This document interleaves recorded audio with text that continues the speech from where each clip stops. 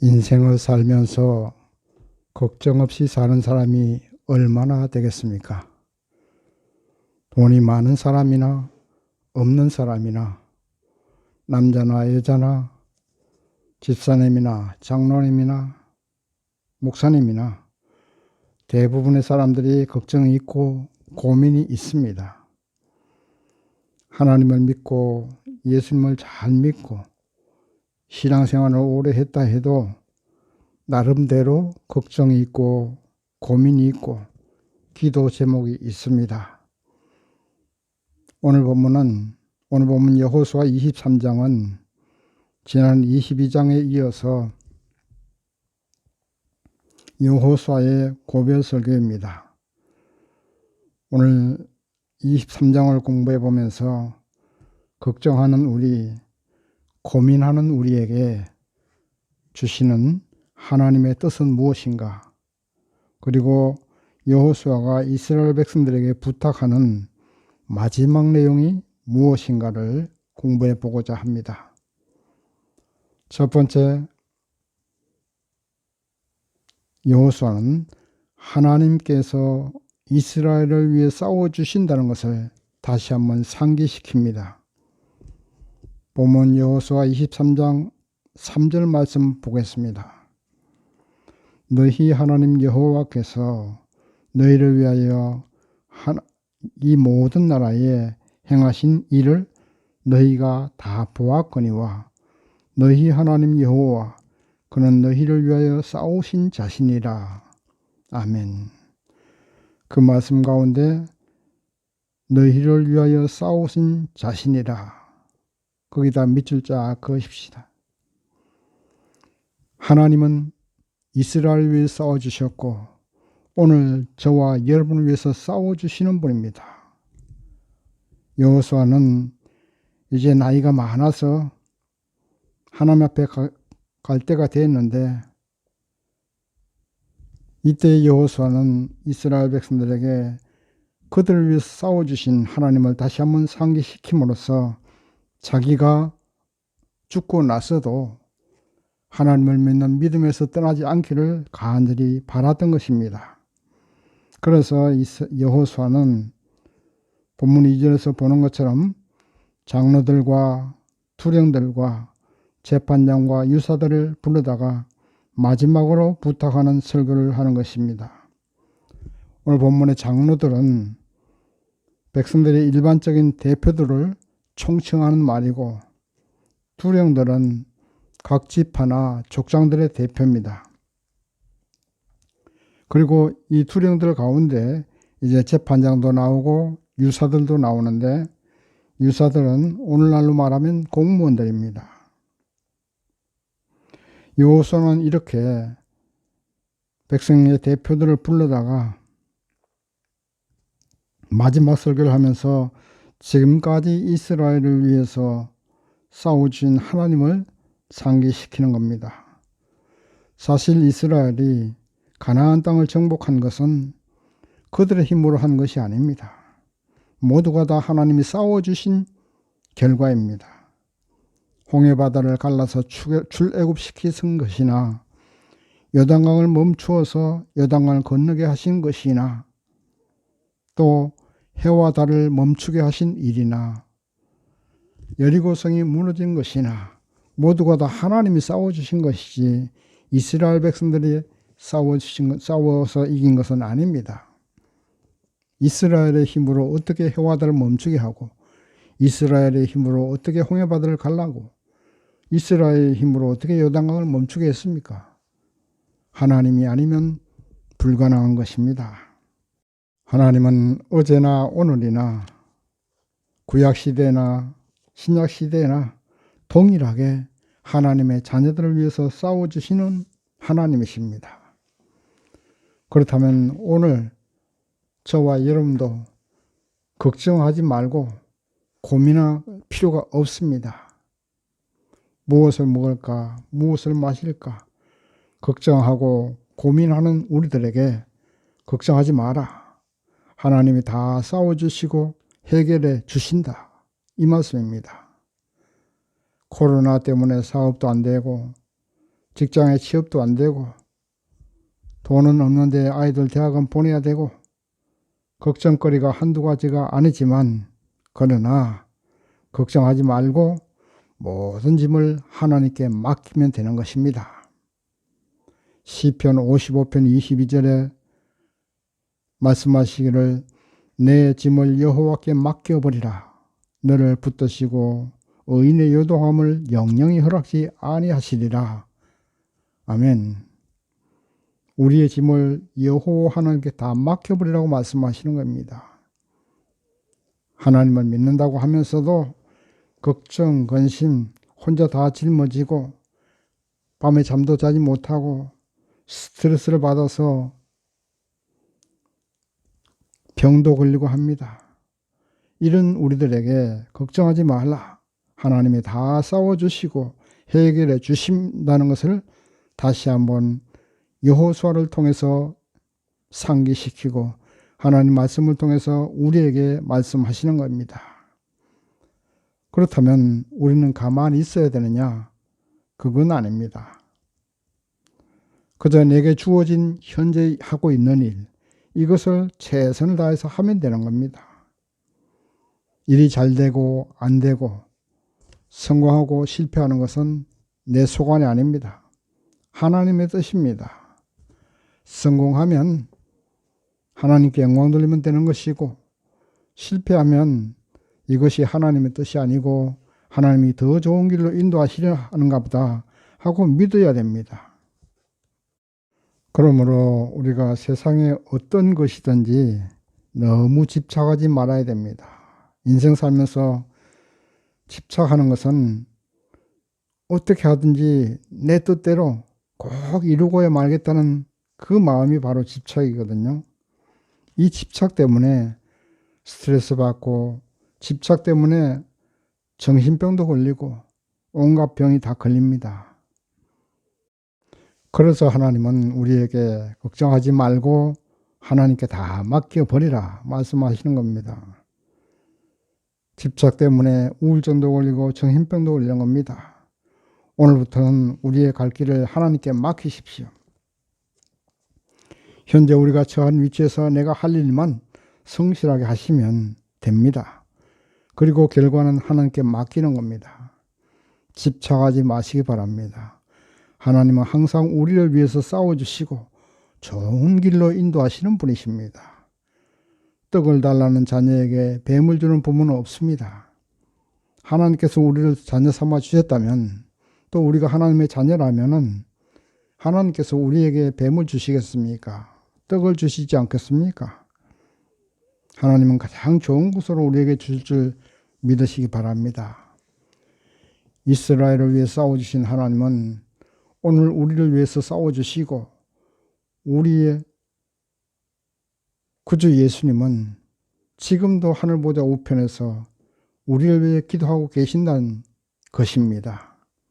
그러므로 오늘부터 우리는 근심 걱정은 다 버리고 다 내던져 버리고 하나님께 맡기시고 감사하면서 찬양하면서 즐거운 마음으로 살아가면 되는 겁니다. 내가 현재 하고 있는 일, 그것을 최선을 다해서 기쁜 마음으로 살아가면 되는 겁니다. 믿으시기 바랍니다. 두 번째, 바라보고 믿는 신앙을 가져야 됩니다. 본문 말씀 4절에서 5절까지 여호수아는 가나안 땅을 이스라엘에게 다 분배했습니다. 그러나 가나안 땅에는 아직까지 미정복지가 남아 있습니다. 그럼에도 불구하고 여호수아는 4절에서 5절까지 말씀하시기를 너희 하나님 여호와 그가 너희 앞에서 그들을 쫓으사 너희 목전에서 떠나게 하시리니 너희 하나님 여호와께서 너희에게 말씀하신 대로 너희가 그 땅을 차지할 것이라. 아멘. 그 말씀 가운데 너희가 그 땅을 차지할 것이라 밑줄 쫙 그으십시다. 아직까지 가나안 땅에는 미정복지가 있었습니다. 그곳에는 가나안 원주민들이 살고 있었습니다.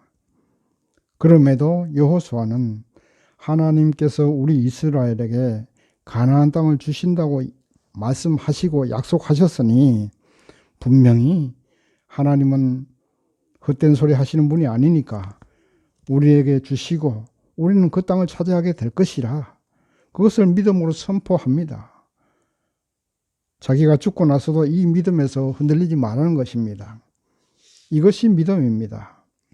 믿음은 이루어진 것을 믿는 것이 아닙니다.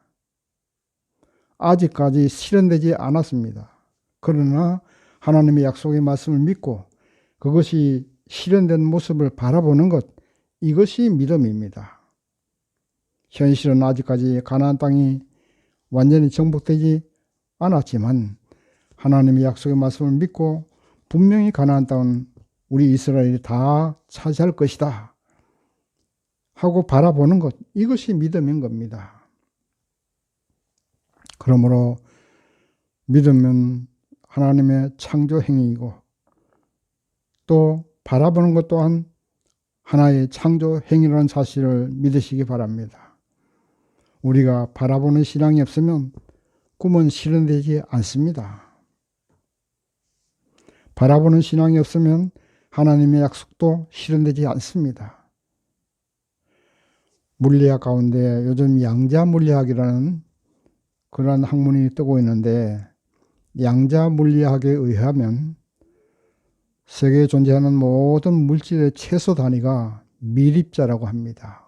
소립자라고도 하기도 하는데 이 최소 단위가 밀입자인데 우리가 하는 생각이나 우리가 하는 기도나 이 모든 것이 다 그것을 쪼개면 결국은 하나의 밀입자라는 겁니다. 그런데 이 밀입자를 아주 작은 구멍을 뚫고 거기를 통과시키면서 사람이 그것을 바라보면 밀입자가 되고 그것을 바라보지 않으면 하나의 파동으로 존재한다는 것입니다. 그러니까 이 세상 모든 물질은 우리가 바라볼 때는 물질이 되지만 우리가 바라보지 않으면 하나의 파동으로 존재한다는 것입니다. 그러니까 우리가 오늘날 인생 살아가면서 모든 생각이나 하는 행동 하나하나까지 다 하나의 밀입자입니다. 어머니들이 요리하면서 가족들을 위해서 정성을 다해서 요리하고 맛있게 하려는 그 간절한 마음으로 요리를 하면 맛있는 요리가 되지만 부부싸움하고 화가 나 있는 상태에서 요리하면 그 요리가 맛이 없겠죠. 맛이 있으면 이상하겠죠. 이것도 다 양자물리학으로 설명이 되는 겁니다. 또 우리가 하는 기도, 중보기도, 누구를 위해서 하는 중보기도, 이 모든 것도 다 하나의 물질이고 입자이기 때문에 그것이 그대로 이루어지는 겁니다. 이 양자물리학으로도 설명이 되거든요. 옛날에는 과학이 발전하지 않았기 때문에 다 그런 것이 인정되지 않았지만 이제 과학이 자꾸 발전되고 하니까 결국은 하나님 말씀이 진리라는 것이 이제 앞으로 과학으로 증명이 되는 것입니다. 그러므로 우리는 근심 걱정하지 말고 믿음으로 바라보십시오. 믿음으로 기도하고 바라보고 이루어진 것으로 바라보십시오. 그러면 그대로 이루어지고 그대로 창조되는 것입니다. 보이는 세계를 믿는 낮은 차원의 믿음을 버리십시오. 보이지 않고 이루어지지 않았지만 이루어진 것으로 믿고 이루어지고 난 다음에 그 영광의 모습을 상상하고 바라보십시오. 그리하면 꿈이 현실이 되고 그 꿈을 현실로 창조하는 창조 행위가 되는 것입니다. 몸이 불편하신 분들, 몸이 아프신 분들, 아픈 그 생각만 하지 마시고 예수님께서 나와 함께 하셔서 그 피 묻은 손, 능력의 손으로 나의 병을 고쳐주시는 그 장면을 상상하십시오. 그리고 믿음으로 바라보십시오. 그 주님의 피 묻은 손으로 안수하시고 내 병이 다 나았다. 이런 믿음을 가지고 바라보십시오. 그러면 하나님께서 여러분의 어떤 아픈 분들의 모든 질병도 고쳐주실 겁니다. 여러분들의 자녀들이 성공하기를 원하시지요. 자녀들을 위해서 기도하십시오. 그리고 기도하는 데 그치는 것이 아니고 기도한 대로 이루어진 모습을 상상하고 또 그 이루어진 모습을 여러분들의 자녀들에게 자꾸만 선포하십시오. 너는 분명히 하나님이 도우사 성공하게 될 거야. 내가 너를 위해서 기도하고 하나님이 너를 위해서 모든 것을 힘써 주셔서 너는 분명하게 성공하게 될 것이다 하고 선포하십시오. 그러니 우리 자녀들에게 하나님 잘 믿고 감사하면서 열심히 살아가라. 이렇게 날마다 입술로 시인하고 교육하고 선포하면 그대로 성공하는 자녀가 되고 하나님께서 그 자녀를 성공시켜 주시는 것입니다. 혹시라도 속을 썩이는 자녀들이 있어도 저주하는 말은 절대 하지 마십시오. 그것도 하나의 물질이기 때문에 그 저주가 자녀에게 가게 됩니다. 자녀들이 저주받는 거 원하시지 않잖아요. 마찬가지로 신랑이 속썩이고 참으로 골치 아파도 저놈의 영감탱이 빨리 죽기나 하라. 이런 말은 절대 하지 마십시오. 자식한테도 망할 자식이란 말 하지 마십시오. 아무리 화가 나고 성질이 나도 저 잘될 놈 새끼, 저 흥할 놈, 저 영감탱이 오래 살 거야. 이런 말을 하십시오. 이방 저방 해도 내 서방이 최고라는 말이 있지 않습니까? 속을 썩일 때도 있지만 그래도 신랑이 있는 것이 좋을 겁니다. 없는 것보다는 있는 것이 좋을 거예요. 요즘 젊은 사람들 이혼을 쉽게 생각하지만 이혼하고 새 출발하려고 하면 엄청나게 마음고생이 심하다고 합니다. 그리고 이혼 후 더 좋은 삶을 살아가는 사람도 가끔은 있지만 통계적으로 보면 이혼 후에 더 좋은 삶을 살아가는 모습은 거의 없다고 합니다. 이전과 비슷하거나 아니면 더 나쁜 환경에 살게 된다고 합니다. 그러니 이혼 같은 거 쉽게 생각하지 말고 부부 사이가 나쁘면 좋은 모습을 상상하십시오. 우리 부부가 좋아질 거야. 관계가 좋아질 거고 우리 신랑도 좋은 사람으로 변화될 거야. 우리 아들, 딸들도 다 잘 될 거야 하고 믿음으로 바라보시고 선포하십시오. 상상하십시오. 그러면 하나님께서 여러분들의 부부관계도 좋게 해주실 것이고 여러분들의 자녀들도 성공시켜 주실 것입니다. 여러분의 꿈이 이루어진 것으로 믿고 이루어진 모습을 상상하고 믿음으로 바라보고 입술로 시인하면 분명히 하나님께서 이루어 주십니다. 여러분이 그 바라보는 신앙, 입술로 시인하는 그 고백이 꿈을 현실로 창조한다는 사실을 믿으시기 바랍니다. 세 번째, 말씀대로 살아야 된다고 여호수아는 말하고 있습니다. 본문 말씀 6절에서 8절까지 보면 여호수아는 자기가 죽고 나서도 모세 율법에 기록된 것을 다 지켜 행하라. 그것을 떠나서 좌로나 우로나 치우치지 말라. 너희 중에 남아있는 가나안 원주민들에게 가지도 말고 그들이 섬기는 신들의 이름을 부르지도 말고 그 신들을 가리켜 맹세하지도 말고 그것을 섬기며 절하지도 말라. 이렇게 말씀했습니다. 오직 하나님께만 바짝 따라붙어서 그 하나님과 함께 동행하라고 부탁하는 것입니다. 그렇게 하지 않으면 이 가나안 땅에서 멸절하기까지 하리라고 여호수아는 예언합니다. 본문 14절 이하에 다 나와 있습니다. 이렇게 여호수아가 고배설거를 하면서 부탁을 했는데도 불구하고서 이스라엘은 결국 역사가 흐르면서 우상을 섬기고 하나님을 멀리하고 그 결과 이스라엘은 완전히 멸망합니다. 그리고 세계 곳곳으로 뿔뿔이 흩어집니다. 하나님의 말씀이 진리라는 것은 역사가 증명하는 것입니다. 그러므로 오늘날 저나 여러분이나 결단코 하나님을 떠나서는 안 될 줄 믿습니다. 신약성경 로마서 12장은 예수 그리스도 안에서 새로운 생활에 대해서 기록되어 있습니다. 여호수아가 이스라엘 백성들에게 고별설교를 말한 것처럼 사도 바울이 예수 믿고 믿음 생활하고 있는 우리에게 어떻게 살아갈 것인가를 말씀하고 있는 것이 로마서 12장 말씀인데, 그 중에 12장 9절에서 12절까지 보면 사랑엔 거짓이 없나니 악을 미워하고 선에 속하라. 형제를 사랑하며 서로 우애하고 존경하기를 먼저 하며 부지런하여 게으르지 말고 열심을 품고 주를 섬기라. 이렇게 말씀했습니다. 바울이 말씀한 대로 우리는 예수님을 믿는 믿음의 가나안 땅에 살게 되었습니다. 그렇다면 이 땅의 모든 사람들은 우리의 형제요 자매이기 때문에 사랑해야 됩니다. 서로 우애하고 존경하면서 부지런하고 열심히 주 예수님을 섬겨야 됩니다.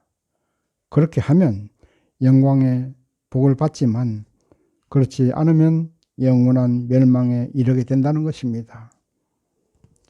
이제 말씀을 정리합니다. 세상에 근심 걱정 없는 사람 없습니다. 그러나 우리 하나님을 믿고 따르는 우리들은 우리의 근심 걱정을 하나님께 맡기세요. 근심 걱정은 폭탄입니다. 그것을 가슴에 안고 있으면 폭탄이 터져서 죽는 것처럼 우리가 병들게 됩니다. 스트레스 받습니다. 사단의 선물이 근심 걱정입니다. 오늘부터는 모든 근심 걱정 다 버리고 하나님께 맡겨버리고 바라보는 신앙을 가지시기 바랍니다. 신앙은 현실을 바라보는 것이 아닙니다. 우리의 소망이나 우리의 꿈, 그리고 하나님의 말씀이 이루어진 모습을 상상하고 믿음으로 바라보는 것입니다. 그것이 믿음입니다. 그 믿음으로 바라보는 것이 꿈을 현실로 창조하는 것입니다. 하나님은 우리의 믿음대로 된다고 말씀하셨습니다. 그러므로 하나님의 약속의 말씀을 믿고 좌로나 우로나 치우치지 말고 하나님 말씀에 순종하는, 또 충성하는 그러한 삶을 살아야 될 줄 믿습니다. 기차가 궤도를 타면 사고가 납니다. 우리의 가는 길은 말씀이라는 궤도입니다. 그 궤도, 말씀의 궤도에서 따라가면서 그 말씀대로 살아가면서 충성하고 믿음으로 상상하고 꿈이 현실로 이루어진 모습을 바라보면서 하나님이 약속하신 축복 또 다 받아 누리시는 저와 여러분이 되시기를 주님의 이름으로 축원합니다. 아멘.